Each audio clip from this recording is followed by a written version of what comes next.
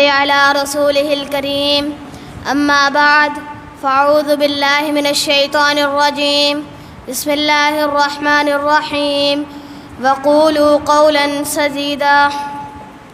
جنہیں یہ فکر نہیں سر رہے یا نہ رہے وہ سچ کہتے ہیں جب بولنے پہ آتے ہیں۔ ارباب گرامی، ہم مسلمان ہیں، اسلام نے ہمیں عمدہ صفات سے مزین ہونے کا حکم دیا ہے تاکہ ہم معاشرے میں عزت و شرافت کا چراغ بنیں اور لوگوں کے لیے قابل عمل نمونہ ثابت ہوں۔ ان صفات میں سے ایک صرف سچ بولنا بھی ہے۔ سچ ایک طاقت ہے، سچ سے انسان مضبوط ہوتا ہے، سچ سے انسان کو بلندی ملتی ہے، سچ سے انسان قابل اعتماد بنتا ہے۔ قرآن و حدیث کے اوراق میں سچ کی فضیلت بکھری پڑی ہے۔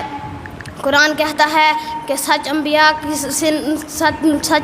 صفت ہے۔ قرآن کہتا ہے کہ سچ اللہ کا وصف ہے۔ قرآن کہتا ہے کہ سچے لوگوں کو ان کی سچائی فائدہ دے گی۔